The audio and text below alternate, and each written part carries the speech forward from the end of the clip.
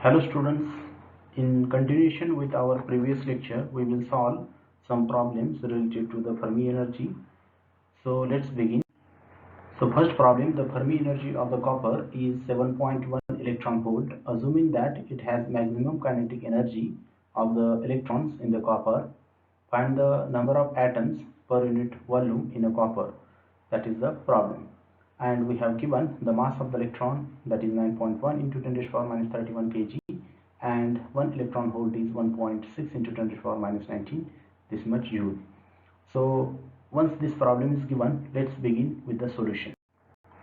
So we know this formula, the n, that is number of electrons, which is equal to 8 pi v upon 3 into 2m upon h square raised to 3 by 2 into the Fermi energy raised to 3 by 2. So this formula we have directly taken from our earlier expressions in from our previous lectures.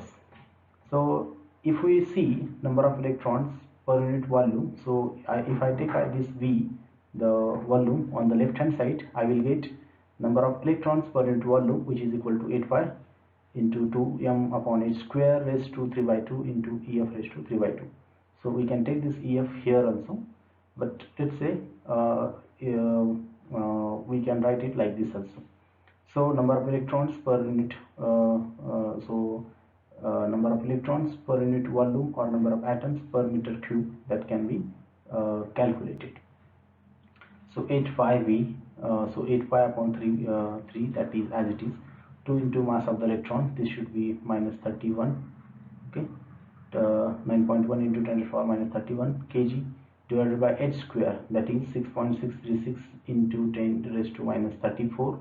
So this should be 10 raised to minus 34, h square raised to 3 by 2 into EF, that is the Fermi energy, that is 9.1 into 1.6 into 10 to the power minus 19, it's raised to 3 by 2. So which gives me 8.58 into 10 raised to 28 atoms per meter cube. Okay. So we know that in copper there are 29 electrons. So copper has atomic number which is 29. So if we write the electronic configuration, so we can write it like this: 1s, 2s, 2p, 3s, 3p, 3d, 4s, 4p, 4d, 4f. Then if we go like this, let's say 5s. So we will start with this, then go here, then go here, then come here, like this way we will write. So it is 1s2, 2s2, 2p6, 3s2, 3p6, then 4s2, 3d10, okay, and 4p. Okay, so like this way, if we see, this is 10, this is again 10, this is 10. Okay, so we need not to write this. So this 10 plus 10 plus 10, this is 30. So finally electronic configuration here, it will be 9.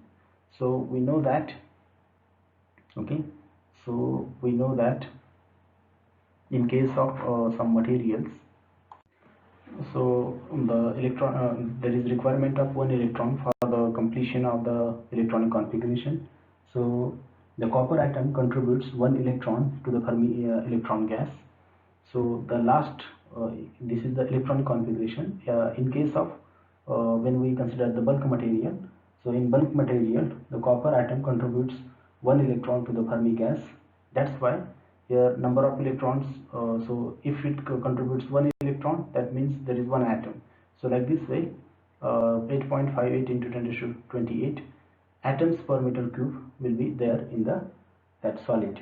Okay, so with this we will move to next. The calculate the Fermi energy of the potassium from the following data. Density of the potassium, that is 0.86 gram per centimeter cube, atomic weight, that is 39.202, and Planck's constant, that is given in terms of Celsius units, erg second, mass of the electron, that is 9.1 into 10 to the power minus 31 kg, and 1 electron volt is equal to the 1.6 into 10 to the power minus 12 ergs. So let's see how to solve this.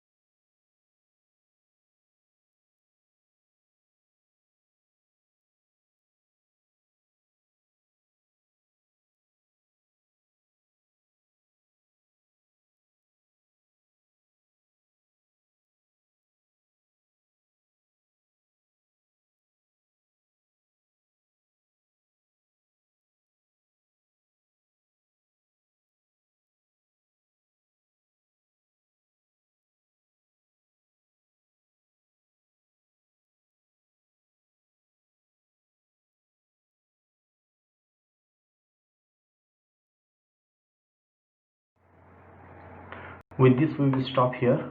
Thank you for watching.